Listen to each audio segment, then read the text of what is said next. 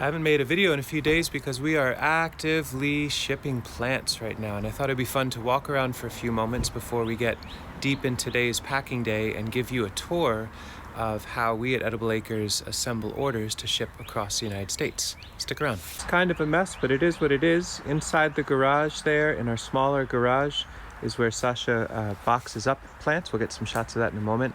Out here is where Juan and I work in general. Some other folks plug in periodically. Our friend Tama came by for a week and was amazing in helping us process cuttings.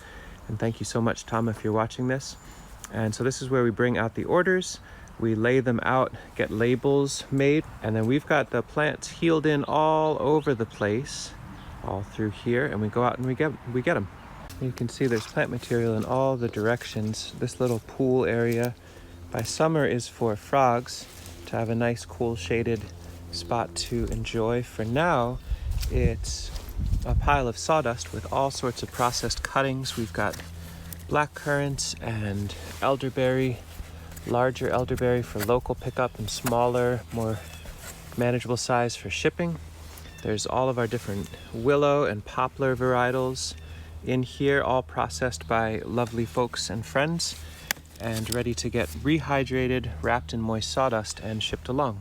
Under the protection of these really lovely trees just to the west of our home, we've got our mushroom yard, but we also tuck in a bunch of herbaceous perennial plants in sawdust.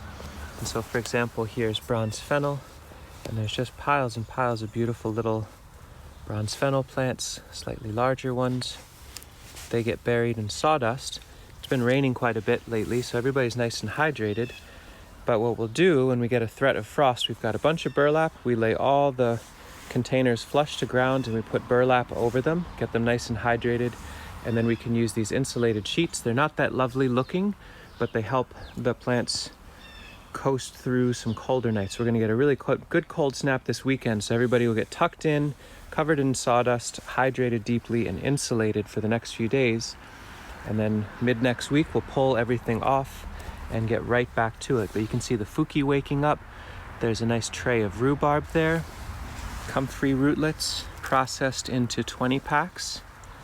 Really, really lovely to have that help. Again, that was Tama and our dear friend Chelsea going through and making these tags up. We pop them up and they're ready to go. And we buy sawdust from a local person who reclaims barn lumber and turns it into furniture. And he'll fill our truck up real nice. It's a nice lightweight sawdust from unpainted, non-pressure treated wood. It gets natural rainwater. Sometimes we'll pump a little bit of pond water on top to add a little bit of nutrient, fill it into these colorful crates, and use that to wrap the plants. Juan is our wrapping professional, and this is his workstation normally. And we ask around to different friends. We collect all sorts of trash plastic that still has some life left in it. Old perlite bag. We came across one wonderful score recently of somebody was throwing out all these bags. So that's been really nice too. But yeah, reduce, reuse wherever possible with this system. And then as orders are ready for wrapping, we queue them up with the order sheet and then a nice slice of moist burlap to rest over the plants while we wait for wrapping. So for example, this has miscanthus clumps, some myoga ginger, and some bronze fennels, all wrapped, sitting on moist sawdust with a good relaxing cap on them and their order right next door. As we pull the different plants from the heeled in beds, so for example, these are all chestnuts here. Most of them have been graded already, but we can give them one more dip. We use a wheelbarrow filled with compost tea. So it's a mix of pond water and rich, alive soil. And then they get a final dip of collected rainwater before they're wrapped in sawdust. So very informal, not hyper sterile, but very alive. And it seems to give the plants a nice boost and a good way to send them off on a long journey to land at different folks' doorsteps. This year we're trying some experiments in leveraging the need for healing in perennial plants with our desire for developing more garden beds. So you can see this area has been recently turned. All of these sticks are various trees and shrubs. So these are red currants and small mulberry, larger mulberry, second year persimmon, Illinois bundleflower. So anyway, we're healing in all of these plants so that they can rest and be ready to go. But in the meantime, what we're doing is digging up these garden beds. So we'll get into this area next, and we'll dig up the hazelnut and the sea buckthorn and the peach cap, black cap raspberry and the sedum and the seedling pears and the serviceberry and the Nanking cherries, the good King Henry and the sea kale. So in other words, we've got some complexity to deal with. We'll dig them all up, sort them, wash them, get them healed in, and then decompact this soil really, really thoroughly and heal in plants. Once we're done with shipping, these beds would be incredibly conditioned and ready to go to either be seeded to annuals or more nursery work or have things transplanted in. So it's a way early in the season to move through beds piece by piece, harvest all the really valuable genetics and lovely little plant beings to move them on, and have a really cozy spot for plants to rest while they're getting ready to be packaged. That's about as much time as I should set aside to talk about this. We need to get back to it before things get too cold this weekend.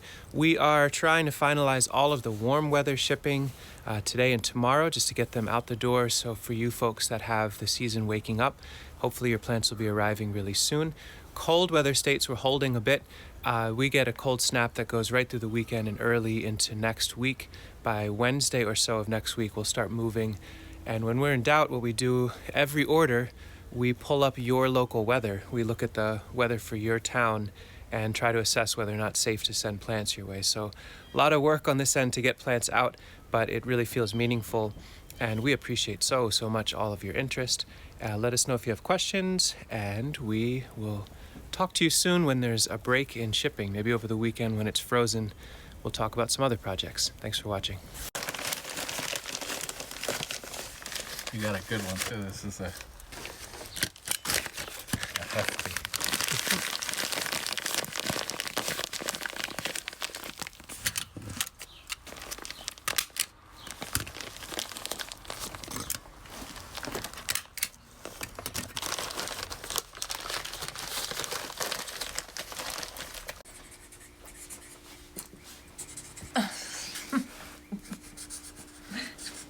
Hey, Saj. What are you doing? Writing.